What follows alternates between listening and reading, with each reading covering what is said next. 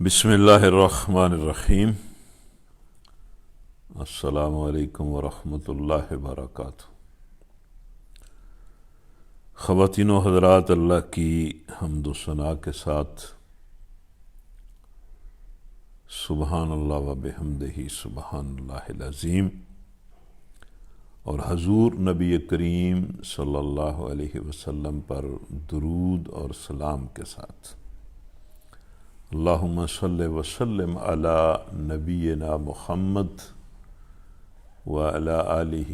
وصحبہ اجمعین، اور اپنے لیے اور سب اہل ایمان کے لیے اللہ سے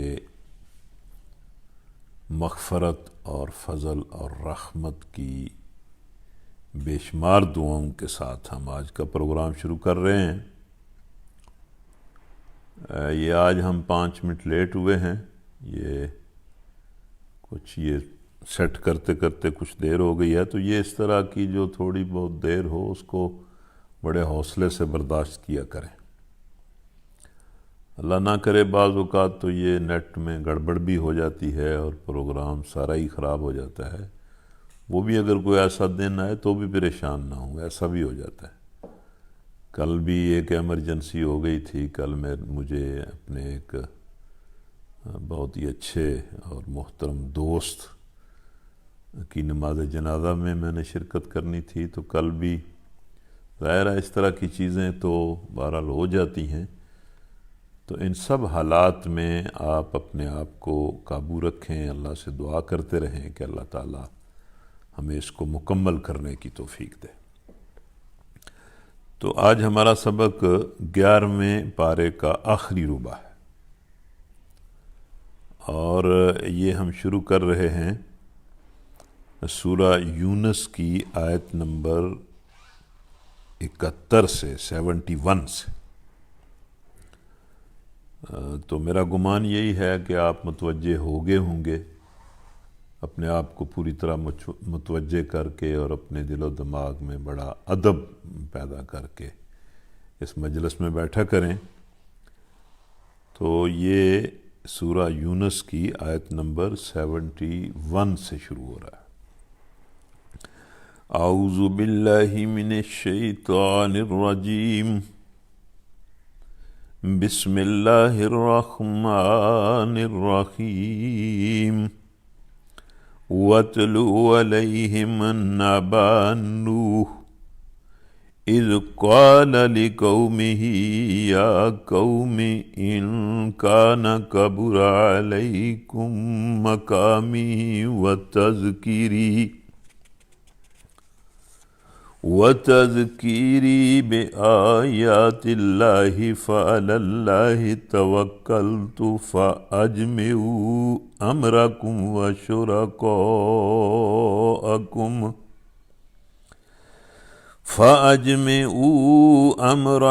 وَشُرَكَاءَكُمْ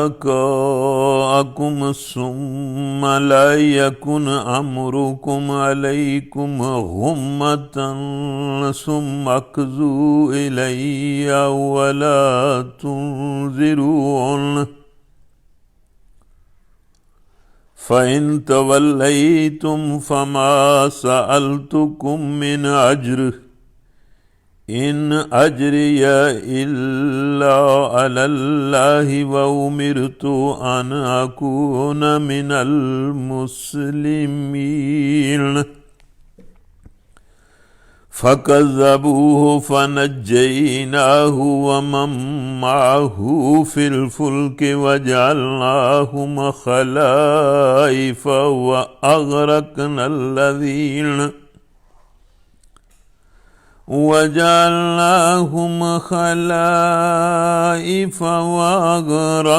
الَّذِينَ كَذَّبُوا بِآيَاتِنَا فانظر كيف كان عاقبة المنذرين ثم بعثنا من بعده رسلا إلى قومهم فجاءوهم بالبينات فما كانوا فجاءوهم بالبينات فما كانوا ليؤمنوا بما كذبوا به من قبل كذلك نطبع على قلوب المعتدين ثم بعثنا من بعدهم موسى وهارون إلى فرعون وملئه بآياتنا فاستكبروا وكانوا قوما مجرمين فلما جاءهم الحق من عندنا قالوا إن هذا لسحر مبين قال موسى أتقولون للحق لما جاءكم السحر هذا ولا يفلح الساحرون قالوا وجئتنا لتلفتنا عما وجدنا عليه آباءنا وتكون لكم الكبرياء في الأرض وما نحن لكما بمؤمنين وقال فرعون ائتوني بكل ساحر عليم فلما جاء السحرة قال لهم موسى ألقوا ما أنتم ملقون فلما ألقوا قال موسى ما جئتم به السحر إن الله سيبطله إن الله لا يصلح عمل المفسدين ويحق الله الحق بكلماته ولو كره المجرمون. تو یہ ہمارے رکوع، اب ہمارے سبق کا پہلا رکوع ہے. یہ بات بھی میں آپ سے بار بار کرتا رہتا ہوں کہ قرآن مجید کے متن کو بندہ دھیان اور احترام سے سنے اور پھر اپنی زبان میں اس کا رواں ترجمہ دھیان سے سنے تو بڑی حد تک بات سمجھ آ جاتی ہے. قرآن مجید کی صفات میں سے ایک صفت یہ ہے کہ یہ بہت آسان اور سادہ اور واضح کلام ہے، اور چونکہ سارے انسانوں کے لیے ہے اس لیے اس میں کوئی بہت زیادہ فلسفیانہ انداز اختیار نہیں کیا گیا، بلکہ بالکل ہی سادہ انداز اللہ نے اختیار کیا ہے. تو اللہ فرماتا ہے ان کو نوح کا قصہ سناؤ. اب قرآن مجید میں بار بار اللہ تعالیٰ توحید کی بات، آخرت کی بات اور دین حق کی تعلیمات پیش کرتا ہے اور لوگوں کو حکم دیتا ہے کہ اس پر ایمان بھی لاؤ اور اس کو اختیار بھی کرو. لیکن چونکہ اللہ تعالیٰ نے آزمائش کے لیے انسانوں کو آزاد کیا ہوا ہے، اور جب انسان انکار کرتے ہیں، ہٹ درمی کا مظاہرہ کرتے ہیں، تو انہیں ذرا خوف دلانے کے لیے اور چونکانے کے لیے پچھلی اقوام کے قصے بھی اللہ بیان کرتا ہے کہ ان سے بھی لوگ عبرت حاصل کریں. تو یہاں بھی اللہ تعالیٰ نے یہاں تک بار بار مختلف انداز سے توحید اور آخرت کی بات کی ہے، توحید کے تقاضے، آخرت کے تقاضے بتائے ہیں. اور مکہ کے مشرکین چونکہ بڑی ہٹ درمی اور ضد کا مظاہرہ کر رہے تھے، اس لیے اب یہاں اللہ تعالیٰ نے نبی صلی اللہ علیہ وسلم سے فرمایا کہ ان کے سامنے نوح علیہ السلام کا قصہ بیان کرو، ہو سکتا ہے یہ اس سے عبرت حاصل کریں اور ڈر جائیں۔ اس وقت کا قصہ جب اس نے اپنی قوم سے کہا تھا کہ اے برادران قوم، اگر میرا تمہارے درمیان رہنا اور اللہ کی آیات سنا سنا کر تمہیں غفلت سے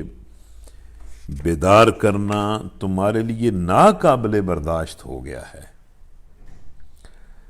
اب یہ دیکھیں نا، یہ خود جملہ بتا رہا ہے کہ یہ حضرت نوح علیہ السلام کی اس وقت کی بات ہے جب انہیں عرصہ دراز ہو گیا تھا بات کرتے کرتے، سمجھاتے سمجھاتے، اور قوم جو ہے وہ ہٹ درمی کا مظاہرہ کر رہی تھی۔ تو پھر نوح علیہ السلام نے کہا کہ اگر میرا رہنا اور سمجھانا تمہیں بہت ہی ناقابل برداشت ہو گیا ہے، تم مجھے برداشت نہیں کرتے۔ اور یہ بڑی عجیب بات ہے کہ قومیں اپنے خیرخواہوں کو برداشت نہیں کرتی، اپنی بھلائی چاہنے والوں کو برداشت نہیں کرتی۔ تو نوح علیہ السلام نے فرمایا تو پھر میرا بھروسہ تو اللہ پر ہے، تم اپنے ٹھہرائے ہوئے شریکوں کو ساتھ لے کر ایک متفق کا فیصلہ کر لو، اور جو منصوبہ تمہارے پیش نظر ہو اس کو خوب سوچ سمجھ لو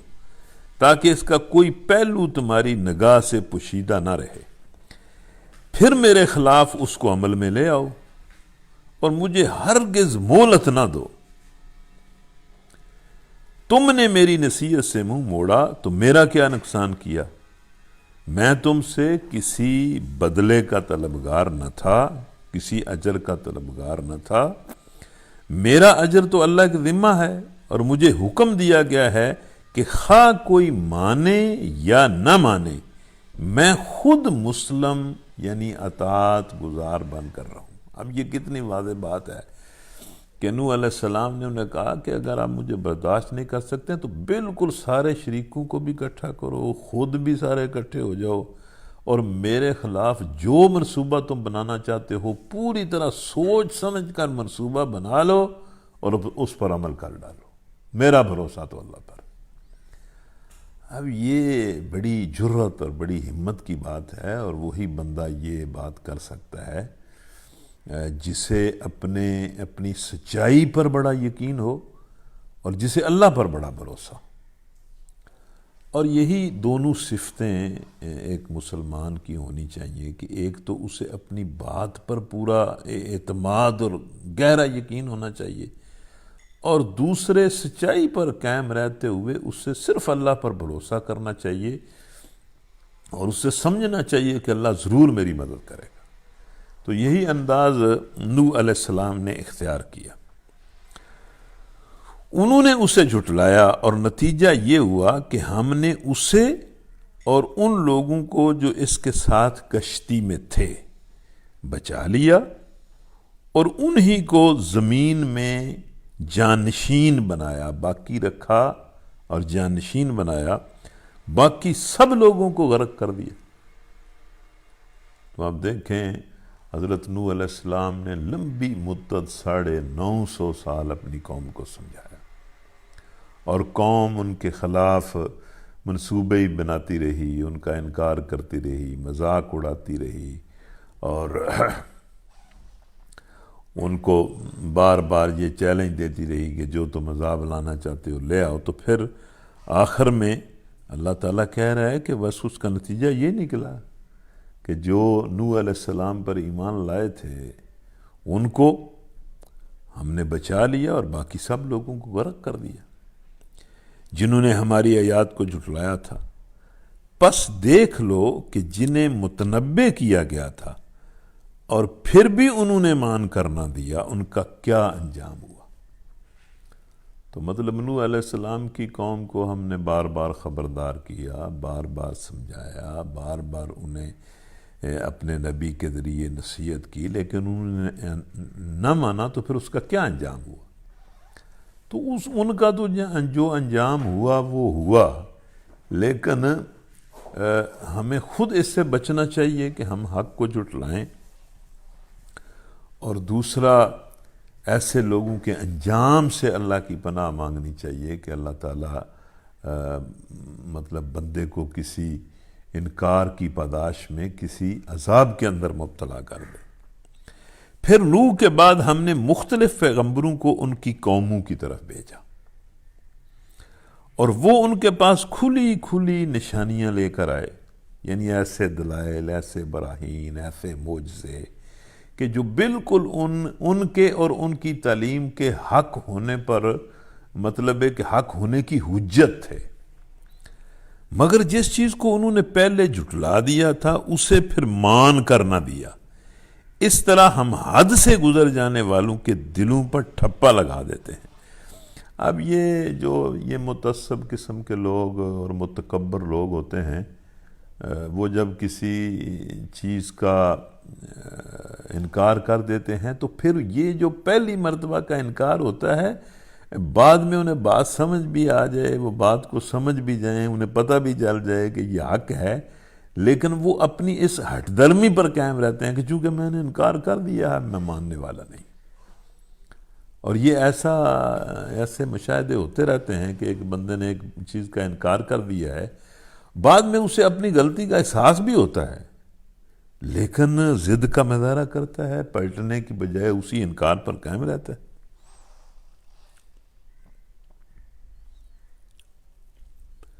تو پھر اللہ تعالیٰ مطلب جو لوگ اس طرح انکار کرتے ہیں، اللہ بھی ان کے دلوں پر ٹھپا لگا دیتا ہے، مہر لگا دیتا ہے، اور انہیں پھر ایمان کی توفیق نہیں دیتا۔ پھر ان کے بعد ہم نے موسیٰ اور ہارون کو اپنی نشانیوں کے ساتھ فرعون اور اس کے سرداروں کی طرف بھیجا، مگر انہوں نے بھی اپنی بڑائی کا گھمنڈ کیا، تکبر کیا، اور وہ مجرم لوگ تھے۔ پس جب ہمارے پاس سے حق ان کے سامنے آیا تو انہوں نے کہہ دیا کہ یہ تو کھلا جادو ہے۔ موسیٰ علیہ السلام نے کہا، تم حق کو یہ کہتے ہو جب کہ وہ تمہارے سامنے آ گیا؟ بالکل مطلب موسیٰ علیہ السلام نے کہا کہ یہ جادو ہے، یہ میں جو معجزہ تمہیں دکھا رہا ہوں یہ جادو ہے، یا میں جادوگر ہوں؟ جادو اس طرح بادشاہوں کو آ کر للکارتے ہیں اور انہیں حق کی دعوت دیتے ہیں؟ مطلب میں جو کچھ تمہیں کہہ رہا ہوں یا جو کچھ تمہیں سمجھا رہا ہوں اور جو اللہ کی طرف سے معجزے دکھا رہا ہوں، نہ تو مجھ میں جادوگروں والی کوئی بات ہے، اور نہ جو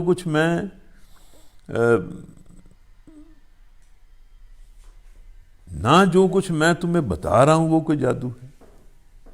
جادو تو اگر کسی بادشاہ کے دربار میں آئے تو پہلے وہ بڑی خوشامدیں درباریوں سے کرے گا، پھر وہ بادشاہ سے ٹائم لے گا، پھر وہ خوشامد کرے گا، پھر وہ کو کرتب دکھائے گا، اور پھر پیسے مانگے گا۔ تو مطلب تمہیں کمال ہے، تم کہتے ہو کہ یہ جادو ہے، حالانکہ جادوگر فلاح نہیں پایا کرتے۔ مطلب جادوگر اس طرح کے ہوتے ہیں۔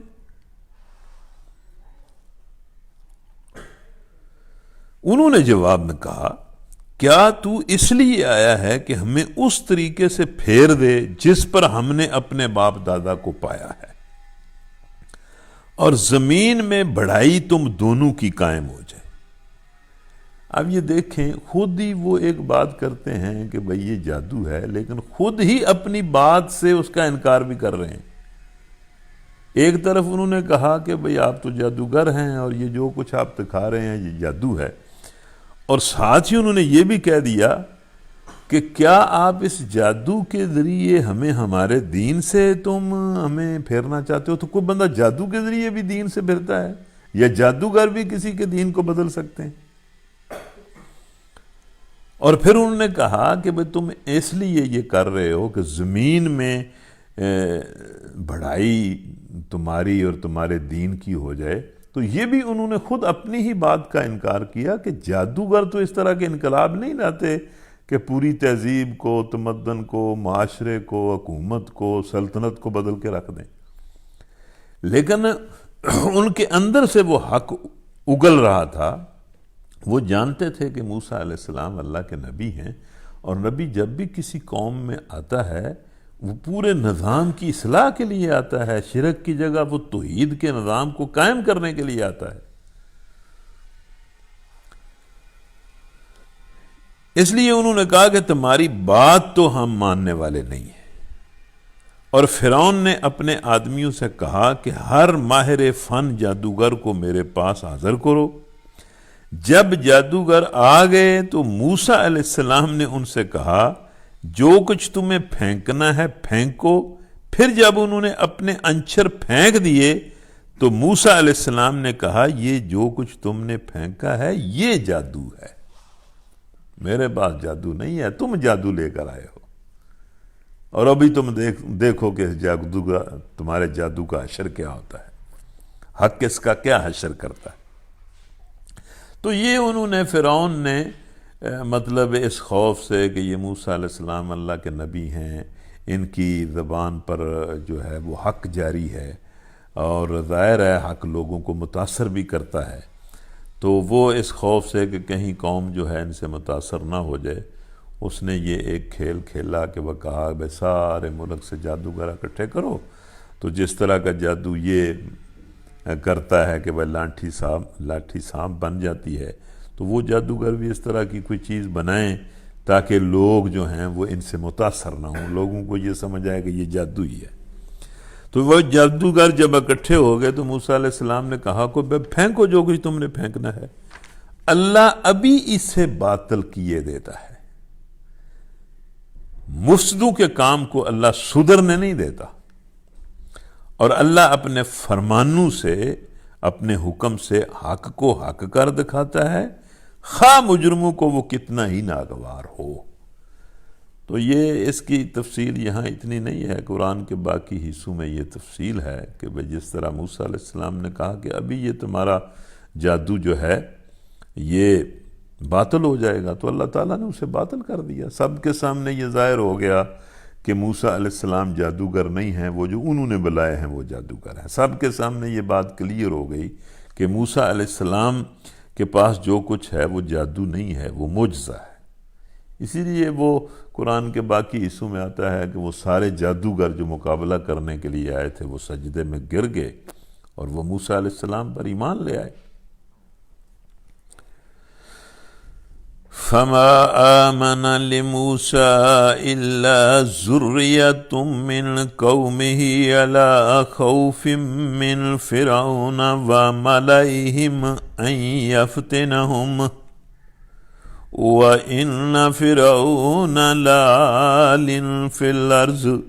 وَإِنَّهُ لَمِنَ الْمُسْرِفِينَ۔ وَقَالَ مُوسَىٰ يَا قَوْمِ إِن كُنتُمْ آمَنْتُمْ بِاللَّهِ فَعَلَيْهِ تَوَكَّلُوا إِن كُنتُمْ مُسْلِمِينَ۔ فَقَالُوا عَلَى اللَّهِ تَوَكَّلْنَا رَبَّنَا لَا تَجْعَلْنَا فِتْنَةً لِلْقَوْمِ الظَّالِمِينَ وَنَجِّنَا بِرَحْمَتِكَ مِنَ الْقَوْمِ الْكَافِرِينَ۔ وَأَوْحَيْنَا إِلَى مُوسَىٰ وَأَخِيهِ أَن تَبَوَّآ لِقَوْمِكُمَا بِمِصْرَ بُيُوتًا وَاجْعَلُوا بُيُوتَكُمْ قِبْلَةً وَأَقِيمُوا الصَّلَاةَ وَبَشِّرِ الْمُؤْمِنِينَ۔ وَقَالَ مُوسَىٰ رَبَّنَا إِنَّكَ آتَيْتَ فِرْعَوْنَ وَمَلَأَهُ زِينَةً وَأَمْوَالًا فِي الْحَيَاةِ الدُّنْيَا رَبَّنَا لِيُضِلُّوا عَن سَبِيلِكَ رَبَّنَا اطْمِسْ عَلَىٰ أَمْوَالِهِمْ وَاشْدُدْ عَلَىٰ قُلُوبِهِمْ واشدد على قلوبهم فلا يؤمنوا حتى يروا العذاب الأليم قال قد أجيبت دعوتكما فاستقيما ولا تتبعان سبيل الذين لا يعلمون وجاوزنا ببني إسرائيل البحر فأتبعهم فرعون وجنوده بغيا وعدوا حتى إذا أدركه الغرق قال آمنت أنه لا إله إلا الذي آمنت به بنو إسرائيل وأنا من المسلمين الآن وقد عصيت قبل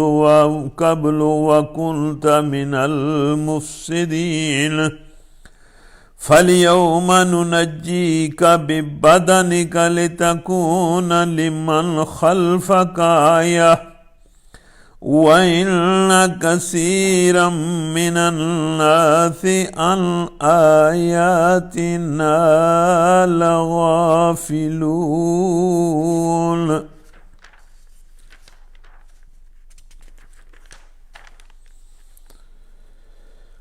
اور پھر دیکھو کہ موسیٰ کو اس کی قوم میں سے چند نوجوانوں کے سوا کسی نے نہ مانا، فرعون کے ڈر سے اور خود اپنی قوم کے سربرآوردہ لوگوں کے ڈر سے، جنہیں خوف تھا کہ فرعون ان کو عذاب میں مبتلا کرے گا۔ اور واقعہ یہ ہے کہ فرعون زمین میں غلبہ رکھتا تھا اور وہ ان لوگوں میں سے تھا جو کسی حد پر رکتے نہیں تھے۔ تو اب اس میں اللہ تبارک و تعالیٰ اس قوم کی حالت بتا رہا ہے کہ خود جو موسیٰ علیہ السلام کی قوم تھی،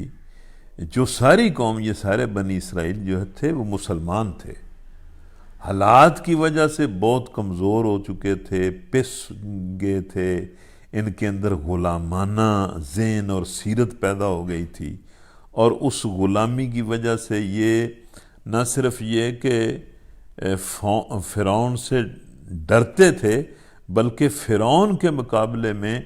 موسیٰ علیہ السلام کی مدد کرنے سے بھی یہ بڑے خوف زدہ تھے۔ اور خاص طور پر یہ جو بنی اسرائیل تھے،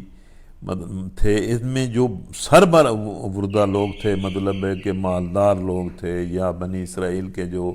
بڑے لوگ تھے، وہ اور زیادہ فرعون سے ڈرتے تھے۔ تو اب اس میں قرآن کہتا ہے کہ صرف موسیٰ علیہ السلام کا عملی طور پر ایمان، تو وہ سارے مطلب مسلمان تھے، موسیٰ علیہ السلام پر وہ ایمان رکھتے تھے، وہ جانتے تھے کہ یہ حق ہیں، اللہ یہ کہ بہت سارے بنی اسرائیل نے کفر بھی کر دیا ہوگا، لیکن یہ کہ بنی اسرائیل مسلمان ہی تھے، تو وہ اس پوری قوم میں سے چند نوجوان لڑکے اور لڑکیوں نے یہ ہمت کی کہ انہوں نے موسیٰ علیہ السلام کی عملی مدد پر وہ کھڑے ہو گئے۔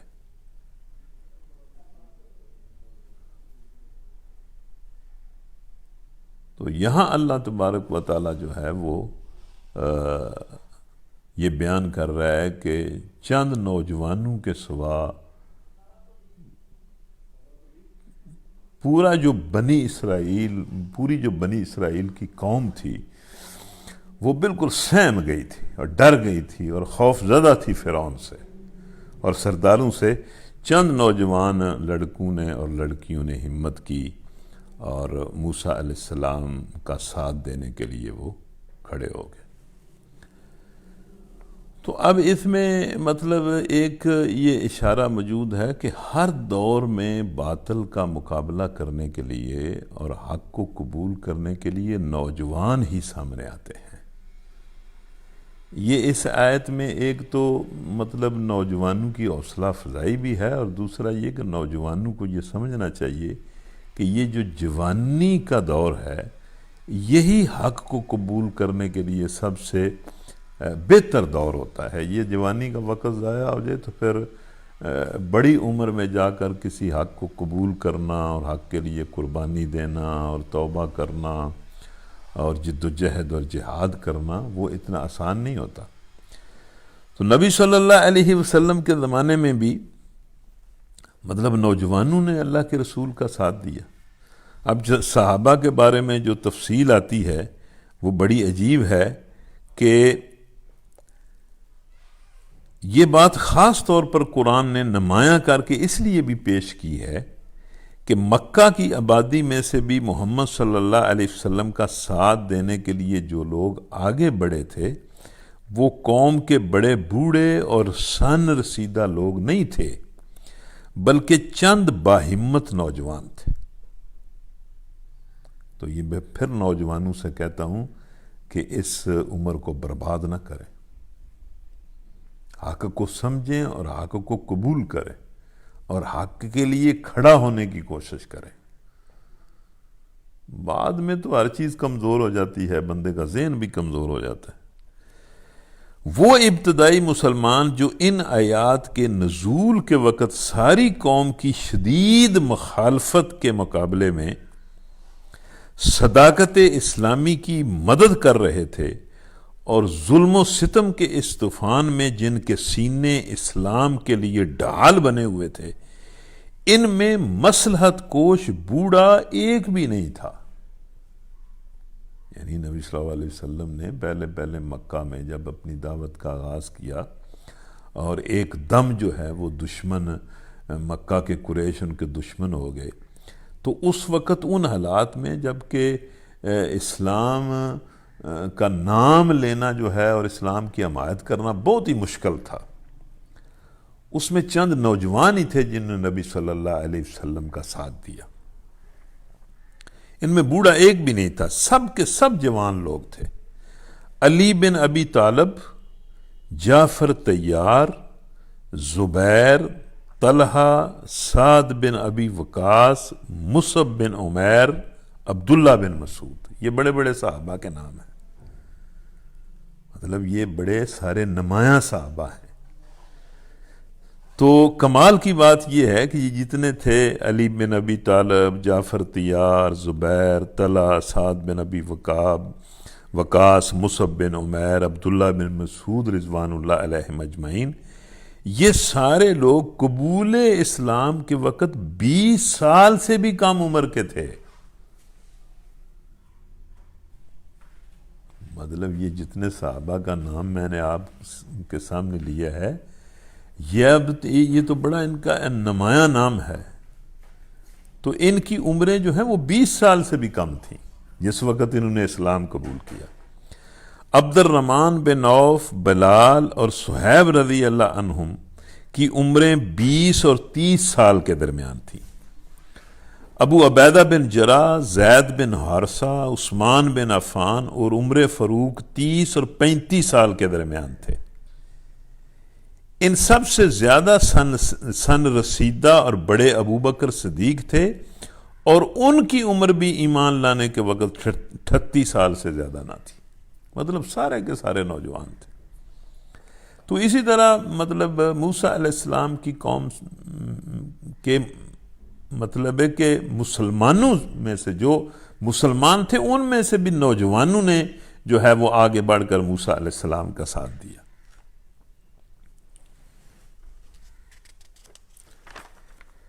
موسیٰ نے اپنی قوم سے کہا کہ لوگو، اگر تم واقعی اللہ پر ایمان رکھتے ہو تو اس پر بھروسہ کرو اگر مسلمان ہو۔ انہوں نے جواب دیا، ہم نے اللہ ہی پر بھروسہ کیا، اے ہمارے رب ہمیں ظالم لوگوں کے لیے فتنہ نہ بنا اور اپنی رحمت سے ہم کو کافروں سے نجات دے۔ تو یہ بھی یہی نوجوان ہیں جن کا ذکر ہو رہا ہے کہ ان سے پھر موسیٰ علیہ السلام نے کہا کہ اگر اللہ پر ایمان رکھتے ہو تو اس پر بھروسہ کرو۔ تو انہوں نے کہا کہ ٹھیک ہے، ہم نے اللہ پر بھروسہ کیا، اور ساتھ دعا بھی کی کہ اے اللہ ہمیں کسی کے لیے فتنہ نہ بنا۔ مطلب یہ کہ کوئی ہماری وجہ سے اور ہمارے حالات کی وجہ سے مطلب کفر میں نہ ڈوب جائے، کفر میں مبتلا نہ ہو جائے، یہ بھی فتنے کا مطلب ہوتا ہے۔ ظاہر ہے اگر اہل حق کو شکست ہو اور وہ بالکل مطلب پس جائیں تو ان کا اس طرح شکست کھانا بھی بے شمار لوگوں کے لیے کفر کا باعث بنتا ہے۔ تو انہوں نے دعا کی کہ یا اللہ ہم تجھ پر بھروسہ کرتے ہیں اور ہمیں لوگوں کے لیے فتنہ نہ بنانا، بلکہ لوگوں کو ہماری وجہ سے حق کا راستہ دکھانا اور حق پر چلانا، اور کافروں سے ہمیں نجات دینا۔ اور ہم نے موسیٰ اور اس کے بھائی کو اشارہ کیا کہ مصر میں چند مکان اپنی قوم کے لیے مہیا کرو اور اپنے ان مکانوں کو قبلہ ٹھہرا لو اور نماز قائم کرو اور اہل ایمان کو بشارت دو۔ یعنی وہ موقع جو غلامی کا دور تھا، غلامی کا وقت تھا، اور مسلمان بڑے کمزور تھے اور بکھرے ہوئے تھے، اس وقت بھی مسلمانوں کے اندر طاقت پیدا کرنے کے لیے، ان کی ذہنی اور عملی تربیت کرنے کے لیے، اور ان کو تھوڑا سا ایمان پر حوصلہ دینے کے لیے اللہ تعالیٰ نے موسیٰ علیہ السلام کو یہ نصیحت کی کہ یہ نماز کا جو نظام ہے یہ سارا خراب ہو چکا ہے، تو کچھ گھروں کو مرکز بنا لیں، ان کو مسجد کی حیثیت دے دیں، اور وہاں مسلمان اکٹھے ہو کر باجماعت نماز ادا کرتے رہیں۔ یہ جو باجماعت نماز ہے یہ مطلب دین کی ان بنیادوں میں سے ہے کہ اگر یہ قائم رہے تو پورے دین کے قیام کی صورت نکل آتی ہے، کوئی شکل بن جاتی ہے۔ لیکن اگر نماز ہی بالکل جو ہے وہ جاتی رہے اور ختم ہو جائے باجماعت نماز کا نظام، تو سارا ہی کام خراب ہو جاتا ہے۔ تو اس لیے اللہ تعالیٰ نے موسیٰ علیہ السلام کو اور ہارون علیہ السلام کو یہ کہا کہ مصر میں کچھ مکان جو ہیں ان کو مخصوص کر لو اور ان مکانوں کو نماز کی جگہ بنا لو اور وہاں نماز قائم کرو، اکٹھے ہوا کرو، باجماعت نماز جو ہے وہ پڑھا کرو۔ اور ساتھ ہی موسیٰ علیہ السلام کو اللہ تعالیٰ نے کہا کہ اہل ایمان کو بشارت دے دو۔ یہاں بشارت کا مطلب یہ ہے کہ اہل ایمان کو حوصلہ دلاؤ، امید دلاؤ، اور انہیں یہ بتاؤ کہ اللہ تعالیٰ تمہاری مدد کرے گا، اور اللہ تعالیٰ جو ہے وہ اپنی مدد کے ذریعے تمہیں غلبہ اور فتح نصیب کرے گا۔ بشارت سے مراد یہاں یہ ہے، یعنی اہل ایمان کو مایوسی، مرعوبیت اور پزمردگی کی جو کیفیت اس وقت ان پر چھائی ہوئی ہے اسے دور کرو، انہیں پر امید بناؤ، ان کی ہمت بندھاؤ اور ان کا حوصلہ بڑھاؤ۔ مطلب یہ انسانی نفسیات ہے کہ جب انسان جو ہے وہ مایوس یا پزمردہ ہو جائے تو ظاہر ہے اس نے کیا کام کرنا ہے۔ تو نبی صلی اللہ علیہ وسلم بھی مسلمانوں کو بڑا حوصلہ دلایا کرتے تھے، اور مکہ کے اس زمانے میں بھی مسلمانوں کو یہ کہتے تھے کہ ایک وقت آئے گا کہ پوری دنیا پر تم چھا جاؤ گے۔ یعنی جس وقت مسلمان بڑے کمزور تھے اس وقت انہیں کیسر و کسریٰ کی فتوحات کی بشارتیں دیتے تھے۔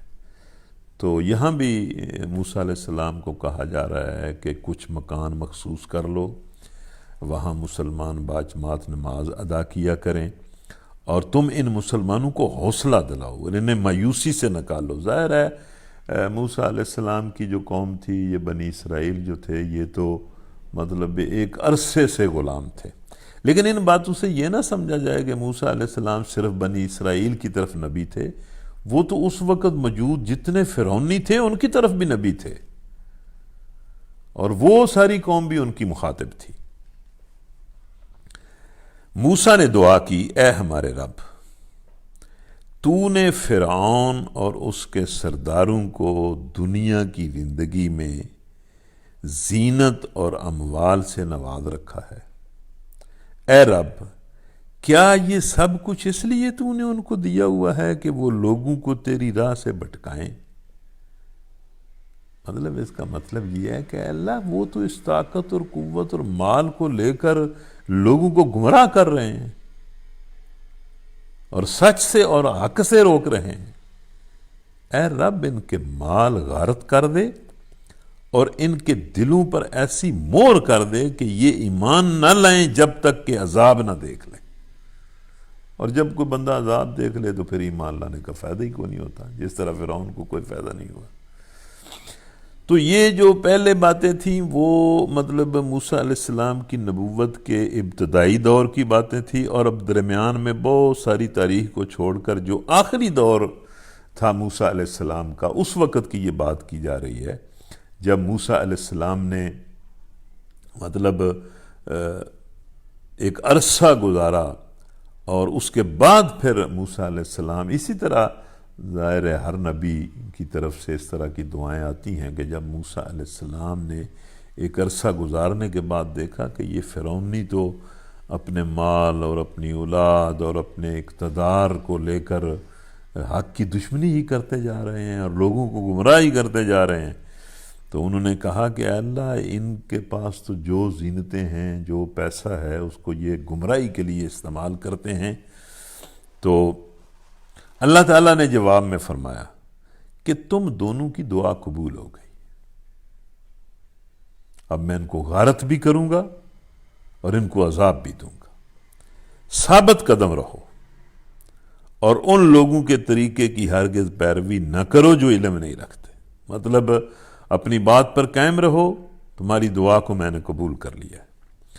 اور ہم بنی اسرائیل کو سمندر سے گزار لے گئے۔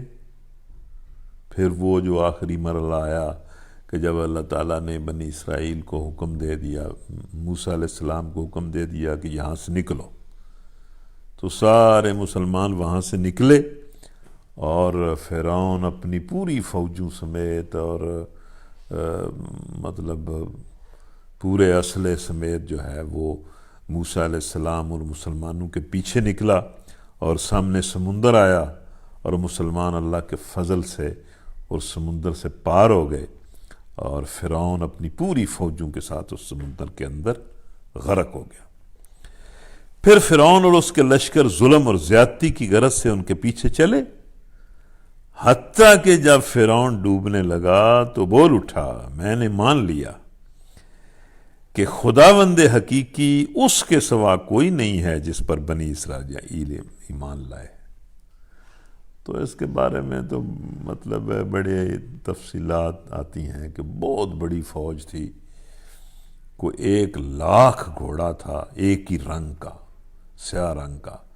جو فرعون کے پاس تھا۔ اور جب مسلمان جو ہیں وہ اس دریا سے، دریائے نیل سے گزر گئے، اللہ نے معجزے کے طور پر ایک سڑک بنا دی، اور اسی سڑک پر یہ فرعون جو ہے وہ ان کے پیچھے جانے لگا، تو عین وسط میں آ کر پانی پھر آپس میں مل گیا، اور پوری فوج جو ہے وہ غرق ہو گئی۔ تو پھر مطلب فرعون بھی ایمان لانے لگا اور معافی مانگنے لگا۔ تو اس کے بارے میں ایک روایت تو میں نے یہ بھی پڑھی تھی کہ جب فرعون نے کہا کہ میں ایمان لاتا ہوں، تو جبرائیل کہتے ہیں کہ مجھے یہ ڈر ہوا کہ کہیں اللہ اس کی مان ہی نہ لے، اس کو معافی نہ کر دے، تو میں سمندر کے نیچے سے ریت پکڑ پکڑ کر فرعون کے منہ میں ڈالنے لگا کہ اس کا منہ بند ہو۔ تو اللہ بھی ظاہر ہے جب کوئی عذاب دیکھ کے ایمان لاتا ہے تو اس کے ایمان کو تو اللہ قبول نہیں کرتا، اور کہنے لگا کہ میں بھی سر اطاعت جھکا دینے والوں میں سے ہوں۔ اللہ نے جواب دیا، اب تو ایمان لاتا ہے، حالانکہ اس سے پہلے تک تو نافرمانی کرتا رہا اور فساد برپا کرتا رہا اور ظلم کی حد کرتا رہا، تو کسی حد پر رکتا ہی نہیں تھا۔ اب تو ہم صرف تیری لاش ہی کو بچائیں گے تاکہ تو بعد کی نسلوں کے لیے بھی عبرت بنے۔ اب اس کے آگے جو الفاظ ہیں وہ بڑے زبردست ہیں۔ اب تو ہم صرف تیری لاش کو بچائیں گے تاکہ تو بعد کی نسلوں کے لیے نشان عبرت بنے، اگرچہ بہت سارے لوگ ایسے ہیں جو ہماری نشانیوں سے غفلت ہی برتتے رہتے ہیں۔ مطلب یہ کہ اس فرعون کو بھی دیکھ کر لوگ جو ہیں وہ ہدایت نہیں پائیں گے۔ اب فرعون کی لاش اب بھی مصر میں پڑی ہوئی ہے، لوگ اس کو دیکھتے ہیں، اس میوزیم کو جا کے دیکھتے ہیں، بس ٹھیک ہے دیکھ لیتے ہیں۔ تو یہ نشانیاں تو انسان کے سامنے جو ہیں ہر وقت بکھری پڑی ہیں، اس کی زندگی کے اندر بھی بڑے واقعات، بڑی نشانیاں ہوتی ہیں، لیکن انسان نشانیوں کی طرف غور ہی نہیں کرتا، اللہ کے سامنے جھکتا ہی نہیں ہے۔ وَلَقَدْ بَوَّعْنَا بَنِي إِسْرَائِيلَ مُبَوَّعَ صِدْقٍ وَرَزَقْنَاهُمْ مِنَ الطَّيِّبَاتِ فَمَا اخْتَلَفُوا حَتَّى جَاءَهُمُ الْعِلْمُ إِنَّ رَبَّكَ يَقْضِي بَيْنَهُمْ يَوْمَ الْقِيَامَةِ فِيمَا كَانُوا فِيهِ يَخْتَلِفُونَ فَإِن كُنتَ فِي شَكٍّ مِّمَّا أَنزَلْنَا إِلَيْكَ فَاسْأَلِ الَّذِينَ يَقْرَؤُونَ الْكِتَابَ مِن قَبْلِكَ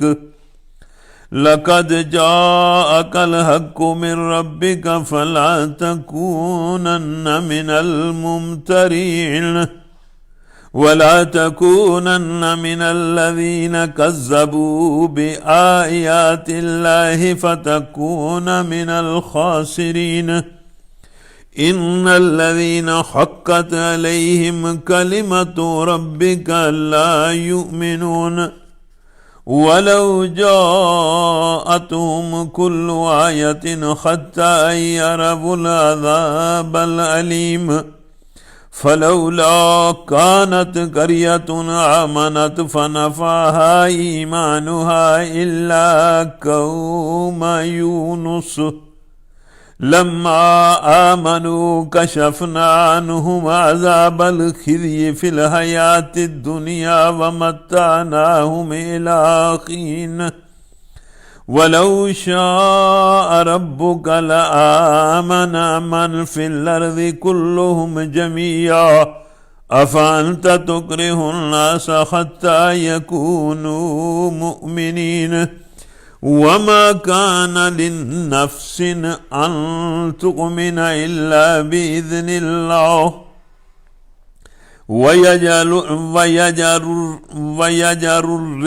وَيَجْعَلُ الرِّجْسَ عَلَى الَّذِينَ لَا يَعْقِلُونَ قُلِ انظُرُوا مَاذَا فِي السَّمَاوَاتِ وَالْأَرْضِ وَمَا تُغْنِي الْآيَاتُ وَالنُّذُرُ عَنْ قَوْمٍ لَا يُؤْمِنُونَ فَهَلْ يَنْتَظِرُونَ إِلَّا مِثْلَ أَيَّامِ الَّذِينَ خَلَوْا مِنْ قَبْلِهِمْ قُلْ فَانْتَظِرُوا إِنِّي مَعَكُمْ مِنَ الْمُنْتَظِرِينَ ثُمَّ نُنَجِّي رُسُلَنَا وَالَّذِينَ آمَنُوا كَذَلِكَ حَقًّا عَلَيْنَا نُنْجِي الْمُؤْمِنِينَ۔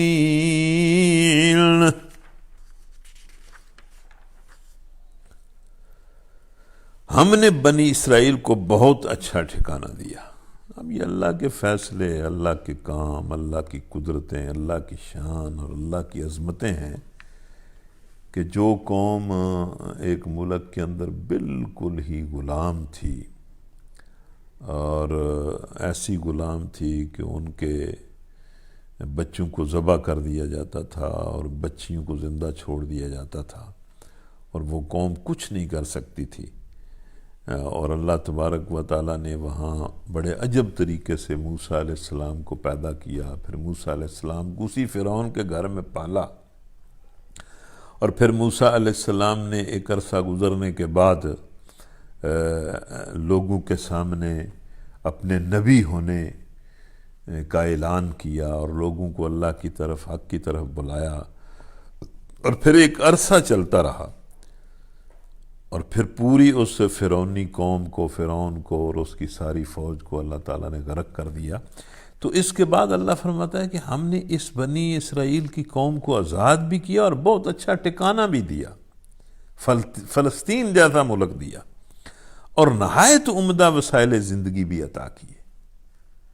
اس قوم کی بڑی عجیب تری ہے کہ اللہ تبارک و تعالیٰ نے بڑا معجزاتی طور پر اس قوم کی مدد کی.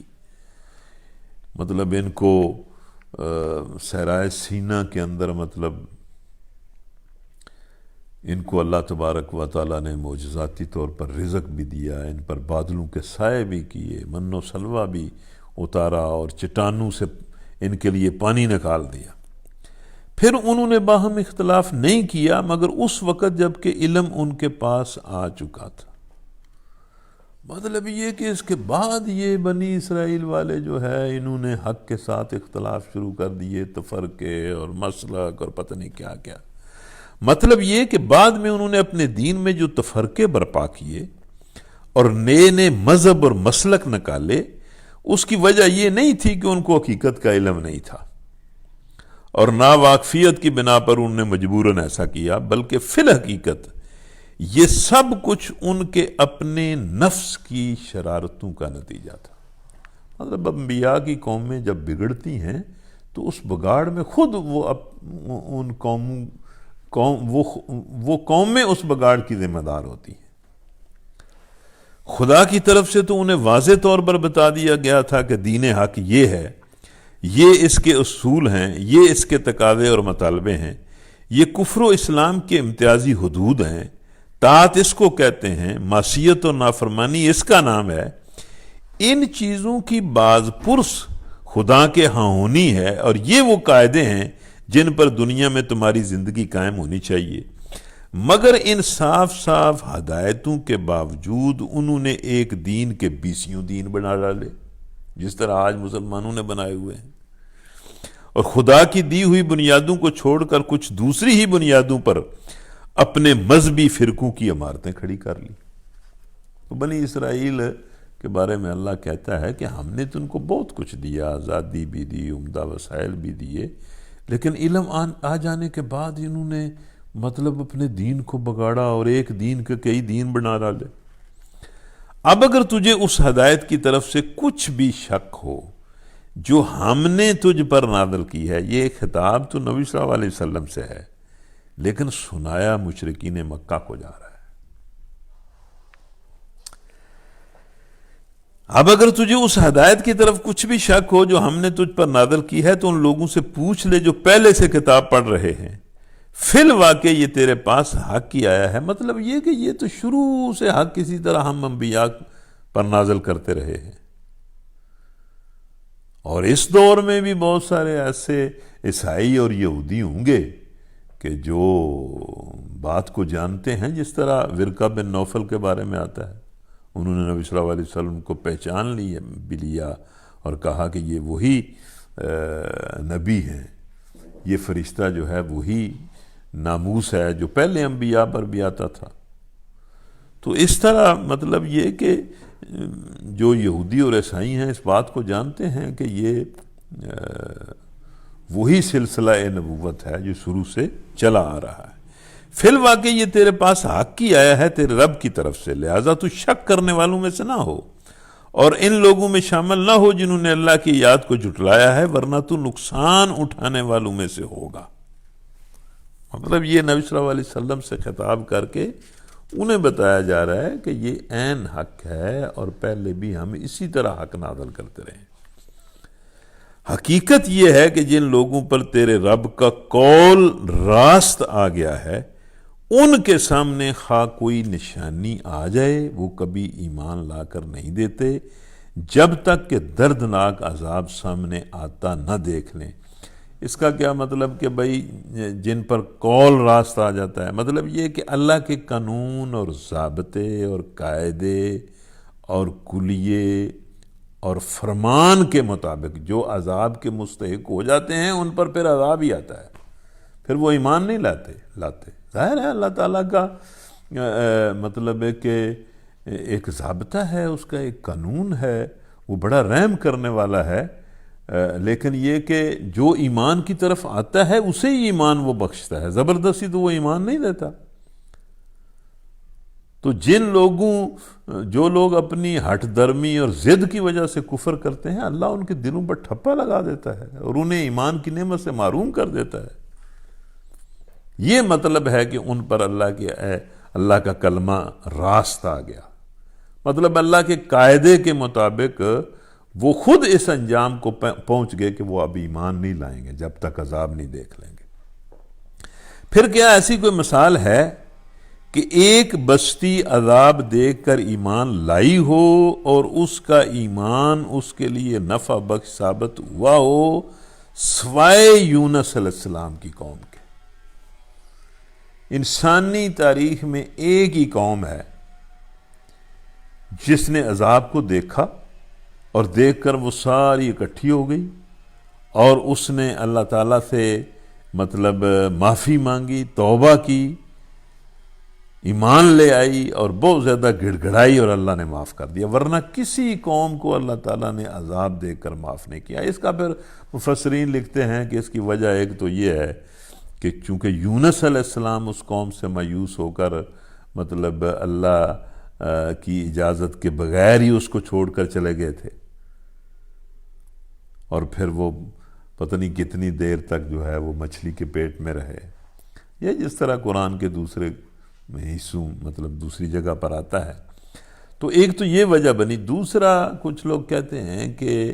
مطلب یہ ساری کی ساری قوم ہی اکٹھی ہو گئی اور ساری قوم نے اللہ سے گڑ گڑا کر مطلب اللہ سے کہا کہ یا اللہ ہمیں معاف کر دے۔ پھر اس واقعے سے کچھ لوگ جو ہیں یہ بھی ایک مسئلہ نکالتے ہیں کہ اللہ تعالیٰ کو یہ بڑا پسند ہے کہ لوگ اکٹھے ہو کر اس کی عبادت کریں، اسی لیے اللہ تعالیٰ نے مطلب یہ دن میں 5 مرتبہ اکٹھے ہو کر نماز کو فرض کیا ہے، اور پھر جمعے کے دن بڑے اجتماع میں اکٹھے ہو کر نماز کا حکم دیا ہے، پھر عیدین جو ہیں ان میں اور زیادہ اکٹھے ہو کر جو ہے وہ عبادت کا حکم دیا ہے، پھر حج کے موقع پر اور زیادہ اکٹھے ہو کر جو ہے وہ عبادت کا حکم دیا ہے۔ مطلب اللہ اس کو پسند کرتا ہے کہ اس کے بندے اکٹھے ہو کر جمع ہو کر اس کی عبادت کریں، پرستش کریں، اس سے دعائیں مانگیں۔ تو چونکہ وہ ساری قوم اکٹھی ہو گئی اس لیے اللہ تعالیٰ نے اس قوم کو معاف کر دیا، باقی کوئی نظیر یا انسانوں کی تاریخ میں اس طرح کی نہیں ہے، اس کے سوا کوئی مثال نہیں ہے۔ وہ قوم جب ایمان لے آئی تھی تو البتہ ہم نے اس پر سے دنیا کی زندگی میں رسوائی کا عذاب ٹال دیا تھا اور اس کو ایک مدت تک زندگی سے بہرہ مند ہونے کا موقع دے دیا تھا۔ اب یہ دیکھیں، یہ یونس علیہ السلام کی قوم کی بات اللہ تعالیٰ کر رہا ہے کہ ایک تو ہم نے ان سے عذاب ٹال دیا، پھر ان کی زندگی کو بڑھا دیا، ان کی مہلت کو بڑھا دیا۔ یہ جو الفاظ ہیں کہ اس کو ایک مدت تک زندگی سے بہرہ مند ہونے کا موقع دے دیا، اس سے یہ بات کہی جا سکتی ہے کہ جو بندہ توبہ کرتا ہے اور نیک اعمال کرتا ہے اللہ اس کو پھر اور موقع دیتا ہے کہ یہ نیک اعمال کرے۔ تو زندگی میں برکت حاصل کرنے کے لیے یہ بھی ضروری ہے کہ بندہ توبہ بھی کرے اور نیکیاں بھی کرے۔ یہ جس طرح نبی صلی اللہ علیہ وسلم کی ایک حدیث ہے، آپ نے پہلے بھی سنی ہوگی، کہ اللہ کے رسول صلی اللہ علیہ وسلم نے فرمایا کہ جو بندہ یہ چاہتا ہے کہ اس کے رزق میں برکت ہو اور اس کی عمر میں برکت ہو، اسے چاہیے کہ وہ رشتہ داروں کے ساتھ اچھا سلوک کرے۔ مطلب رشتہ داروں کے ساتھ اچھا سلوک کرنا اتنی بڑی نیکی ہے اور اللہ کو اتنی پسند ہے کہ اللہ تعالیٰ اس کا فائدہ دنیا میں بھی اس بندے کو دیتا ہے، اس کی عمر میں بھی برکت پیدا کر دیتا ہے اور اس کے رزق میں بھی برکت پیدا کر دیتا ہے۔ اللہ ہم سب کو توفیق دے کہ ہم اپنے اپنے رشتہ داروں کے ساتھ اچھا سلوک کریں اور ایسا ماحول بنائیں ایک دوسرے کی مدد کا، ایک دوسرے کے ساتھ تعاون کا، اور یہ آپس کا جو حسد ہے، بغض ہے، نفرت ہے، کینہ ہے، یہ آپس کا حسد، بغض، نفرت، کینہ، دشمنی، یہ تو اللہ کی طرف سے لعنت ہے۔ اس سے تو زندگی کا لطف بھی جاتا رہتا ہے، اور ویسے بھی اللہ تعالیٰ جو ہے وہ اس بندے پر بڑا ناراض ہوتا ہے۔ اللہ کی طرف سے یہ ایک مطلب ایسی چیز ہے کہ جس کو اللہ بہت ناپسند کرتا ہے اور اس کی سزا بھی اللہ تعالیٰ دیتا ہے۔ اگر تیرے رب کی مشیت یہ ہوتی کہ زمین میں سب مومن اور فرما بردار ہی ہو جائیں تو سارے اہل زمین ایمان لے آئے ہوتے. مطلب اگر زبردستی اللہ تعالیٰ نے مطلب ایمان لوگوں کے ذہنوں میں ڈالنا ہوتا تو وہ کن کہتا تو سارے مسلمان ہو جاتے، سارے ٹھیک ہو جاتے، سارے نیک ہو جاتے. لیکن یہ تو اللہ تعالیٰ نے دنیا آزمائش کے لیے بنائی ہے، زندگی آزمائش کے لیے بنائی. پھر کیا تو لوگوں کو مجبور کرے گا کہ وہ مومن ہو جائیں؟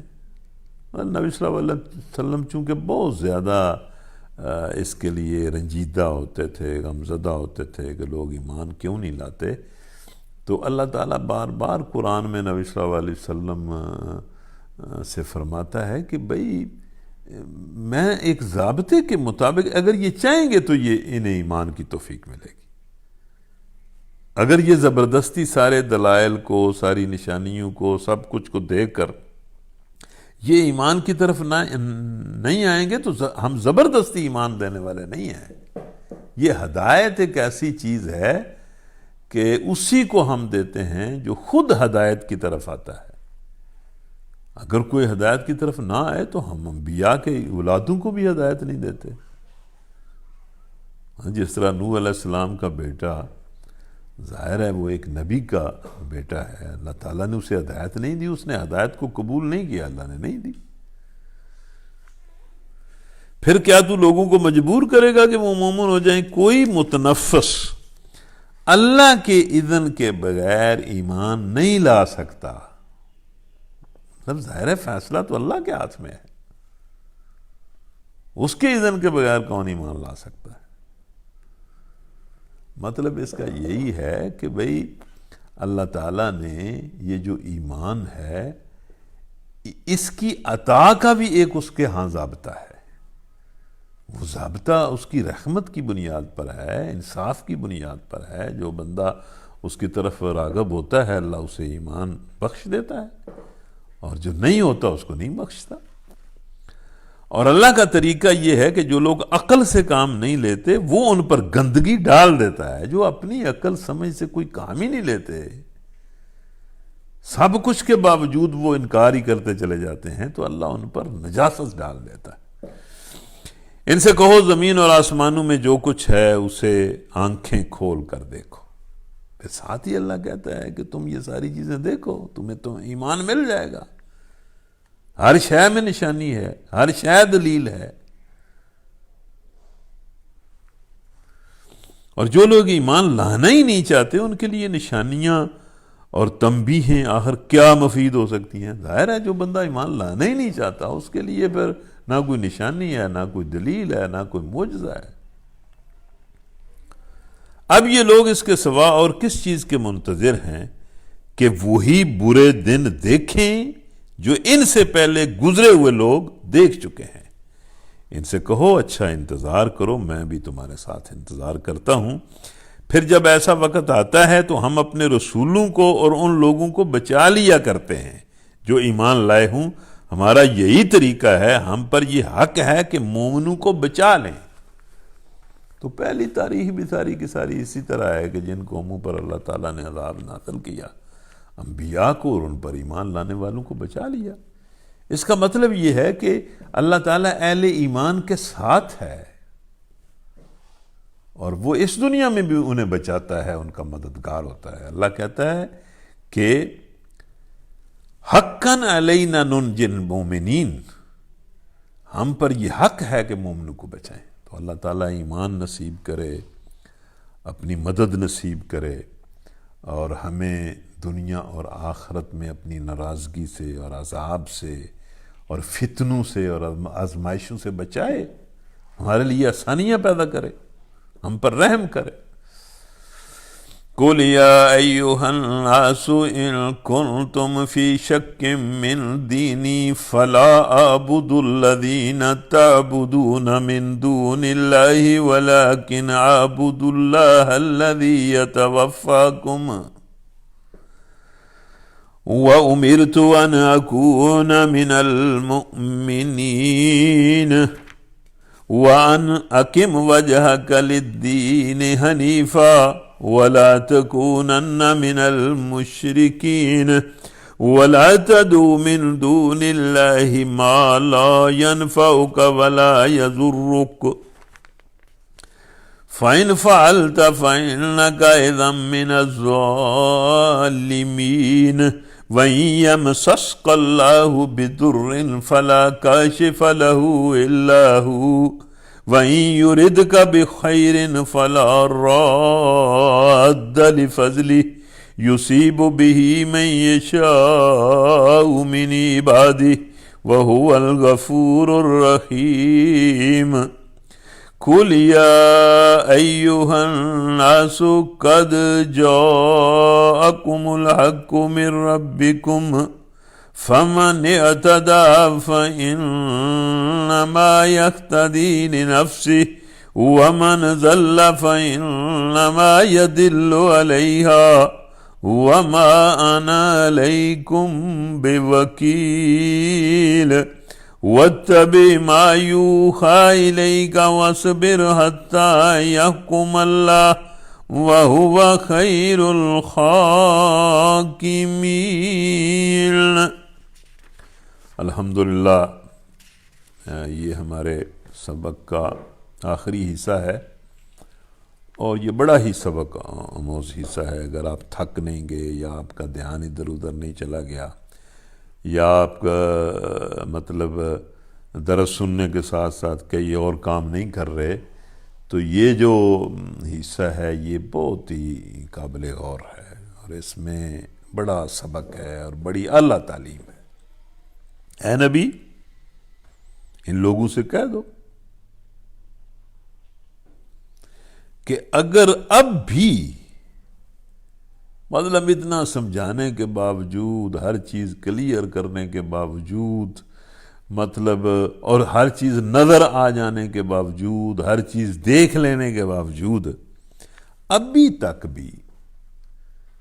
تم اس دین حق کے معاملے میں شک میں ہو، تو سن لو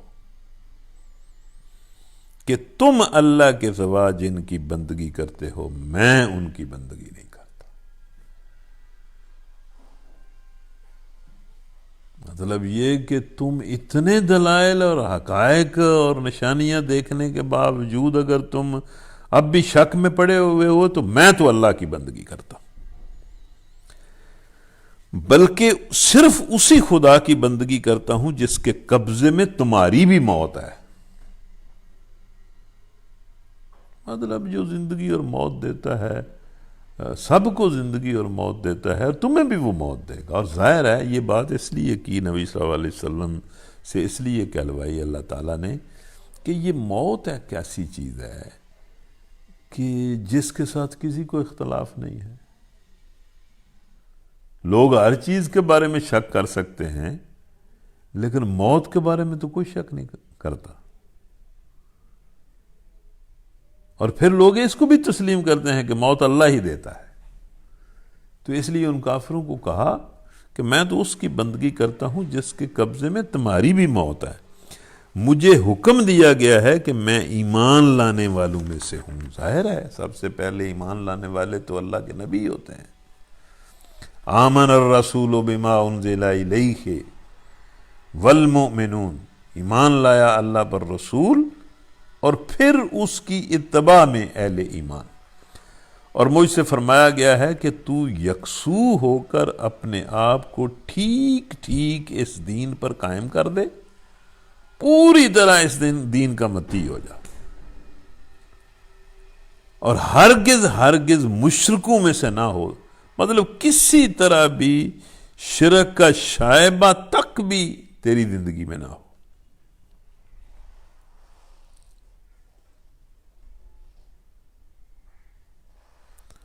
یہ بڑا مطلب ایک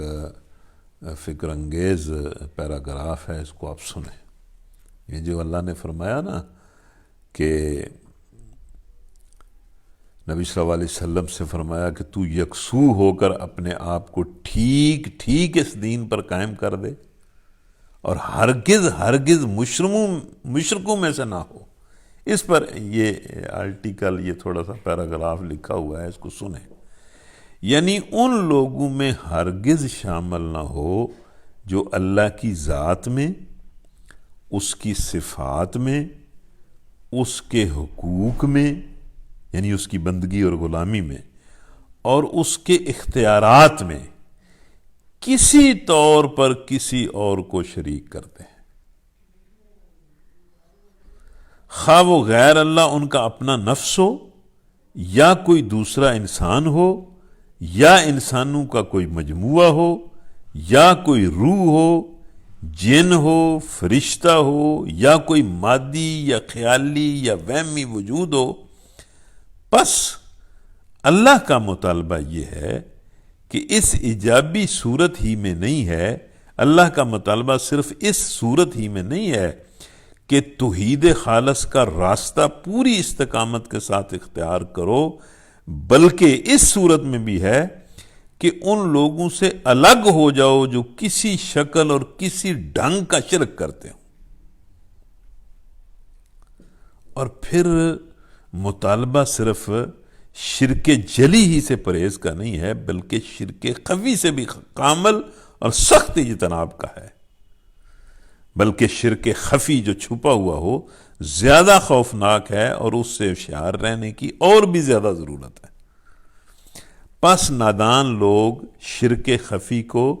شرک خفیف یعنی ہلکا شرک سمجھتے ہیں، اور ان کا گمان یہ ہے کہ اس کا معاملہ اتنا اہم نہیں ہے جتنا شرک جلی کا ہے، حالانکہ خفی کے معنی خفیف کے نہیں ہیں بلکہ چھپے ہوئے اور پوشیدہ کے ہیں۔ اب یہ سوچنے کی بات ہے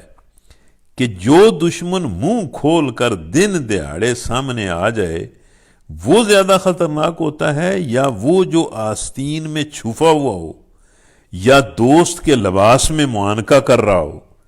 بیماری وہ زیادہ مہلک ہوتی ہے جس کی علامتیں بالکل ظاہر ہوں، یا وہ جو مدتوں تک صحت کے دھوکے میں رکھ کر اندر ہی اندر صحت کی جڑ کھوکھلی کرتی رہے؟ جس شرک کو ہر شخص بیک نظر دیکھ کر کہہ دے کہ یہ شرک ہے، اس سے تو دین توحید کا تصادم بالکل کھلا ہوا ہے، مگر جس شرک کو سمجھنے کے لیے گہری نگاہ اور مقتضیات توحید کا عمیق فہم درکار ہے، وہ اپنی غیر مری جڑیں دین کے نظام میں اس طرح پھیلاتا ہے کہ عام اہل توحید کو ان کی خبر تک نہیں ہوتی،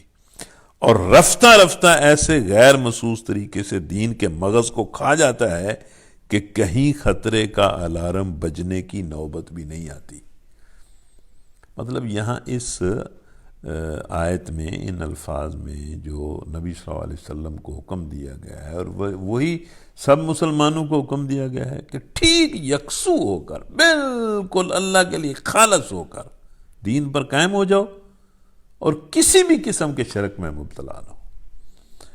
اور اللہ کو چھوڑ کر کسی ایسی ہستی کو نہ پکارو جو تجھے نہ فائدہ پہنچا سکتی ہے نہ نقصان۔ کوئی اللہ کے سوا کوئی نہیں جو فائدہ پہنچائے اور جو نقصان پہنچائے۔ یا اللہ ہم ایمان لاتے ہیں اور گواہی دیتے ہیں کہ تیرے سوا نہ کوئی نقصان پہنچا سکتا ہے اور نہ کوئی فائدہ دے سکتا ہے، اور اس کے ساتھ ہی تو اس سے دعا کرتے ہیں کہ یا اللہ ہمیں ہر طرح کے ضرر سے بچا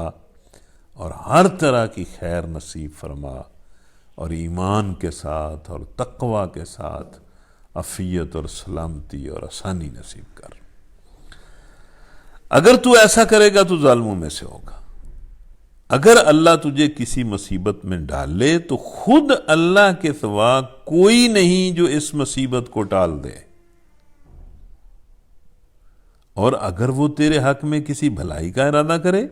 تو اس کے فضل کو پھیرنے والا بھی کوئی نہیں ہے۔ وہ اپنے بندوں میں سے جس کو چاہتا ہے اپنے فضل سے نوازتا ہے، اور وہ درگزر کرنے والا اور رحم فرمانے والا ہے۔ مطلب یہ کہ ظاہر ہے سارا اختیار اللہ کا ہے، اور ہم ان جملوں کو پڑھ کر یہی کہتے ہیں کہ لا حول ولا قوت الا باللہ، ولا ملجا ولا منجا من اللہ الا الیہ، حسبنا اللہ ونعم الوکیل، حسبنا اللہ ونعم الوکیل، حسبنا اللہ ونعم الوکیل۔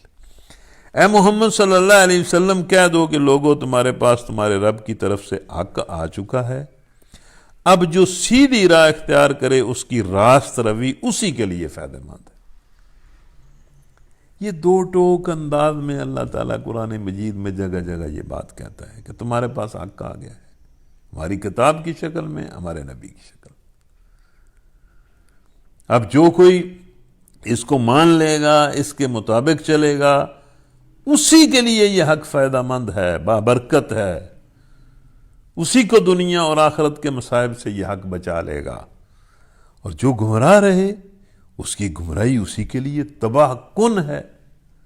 اسے برباد کر دے گی، اور میں تمہارے اوپر کوئی حوالہ دار نہیں ہوں۔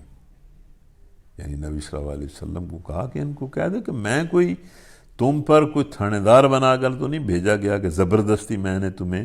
تمہارے اندر حق کو ڈالنا ہے۔ اور اے نبی تم اس ہدایت کی پیروی کیے جاؤ جو تمہاری طرف بذریعہ وحی بھیجی جا رہی ہے، اور صبر کرو یہاں تک کہ اللہ فیصلہ کر دے، اور وہی بہترین فیصلہ کرنے والا ہے۔ تو یہ جو آخری دو آیتیں ہیں سورہ یونس کی، یہ بڑا ایک دو ٹوک اعلان ہے، اور اس اعلان کے بعد ہم اللہ سے بڑی عاجزی کے ساتھ دعا کرتے ہیں کہ یا اللہ ہمیں ہدایت بھی نصیب فرما، اور اس ہدایت کی بنیاد پر دنیا اور آخرت میں خیر اور نفع اور برکت بھی دے۔ کیسے دو ٹوک الفاظ میں اللہ نے فرمایا، قُلْ يَا أَيُّهَا النَّاسُ قَدْ جَاءَكُمُ الْحَقُّ مِنْ رَبِّكُمْ فَمَنِ اعْتَدَىٰ فَإِنَّمَا يَهْتَدِي لِنَفْسِهِ، بھائی جو ہدایت پائے گا اس کے لیے، اس کے اپنے لیے ہدایت نفع بخش ہوگی۔ وَمَنْ ضَلَّ فَإِنَّمَا يَضِلُّ عَلَيْهَا، اور جو گمراہی اختیار کرے گا، بھائی ہر بندے کے لیے، ہر بندے کے پاس اختیار ہے، وہ آزاد ہے، چاہے تو ہدایت قبول کرے، ہدایت اختیار کرے، چاہے تو گمراہی اختیار کر لے۔ وَمَا أَنَا عَلَيْكُمْ بِوَكِيلٍ وَاتَّبِعْ مَا يُوحَىٰ إِلَيْكَ وَاصْبِرْ حَتَّىٰ يَحْكُمَ اللَّهُ وَهُوَ خَيْرُ الْحَاكِمِينَ۔ تو یہ ویسے دو آیتیں جو ہیں ان کو بار بار پڑھنا چاہیے، ہو سکے تو زبانی یاد کرنا چاہیے۔ قُلْ يَا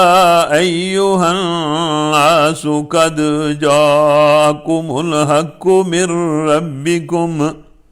فَمَنِ اعْتَدَىٰ فَإِنَّمَا يَهْتَدِي لِنَفْسِهِ وَمَنْ ضَلَّ فَإِنَّمَا يَضِلُّ عَلَيْهَا وَمَا أَنَا عَلَيْكُمْ بِوَكِيلٍ وَاتَّبِعْ مَا يُوحَىٰ إِلَيْكَ وَاصْبِرْ حَتَّىٰ يَحْكُمَ اللَّهُ وَهُوَ خَيْرُ الْحَاكِمِينَ۔ صدق اللہ العظیم۔ الحمدللہ وکفیٰ والسلام علی عبادہ الذین اصطفیٰ۔ ربنا آمنا فاغفر لنا وارحمنا وانت خیر الراحمین۔ ربنا آمنا فاغفر لنا وارحمنا وانت خیر الراحمین۔ ربنا آمنا فاغفر لنا وارحمنا وانت خیر الراحمین۔ ربنا آتنا فی الدنیا حسنہ وفی الآخرۃ حسنہ وقنا عذاب النار۔ اللہم اغفر لحینا ومیتنا وشاہدنا وغائبنا وصغیرنا وکبیرنا وذکرنا وانثانا۔ اللہم من احییتہ منا فاحیہ علی الاسلام ومن توفیتہ منا فتوفہ علی الایمان۔ یا ارحم الراحمین ہم سب کو معاف کر دے، ہم پر اپنا فضل اور رحم فرما، ہمارے سینے ہدایت کے لیے کھول دے اور ہدایت پر چلنا ہمارے لیے آسان فرما، اور آخری سانس تک ہدایت پر چلنا نصیب فرما۔ یا اللہ ہمارے سارے مرنے والوں کو معاف کر دے، جو بندہ ایمان پر اس دنیا سے چلا گیا ہے اس کی مغفرت فرما، اس کو جنت الفردوس عطا فرما، اور ہمارے بھائی چودھری الطاف تارڑ صاحب کی مغفرت بھی فرما، ان کو جنتوں میں جگہ دے، ان کی قبر کو جنت کا باغ بنا، ان کے پیچھے ان کے گھر والوں کو، ان کے بچوں کو صبر عطا فرما، ہر طرح کی خیر اور عافیت نصیب فرما، اور نیکی کی توفیق نصیب فرما، ان کی اولاد کو ان کے لیے صدقہ جاریہ بنا، آمین۔ اللہم صلی وسلم علی نبینا محمد وعلی آلہ وصحبہ اجمعین برحمتک یا ارحم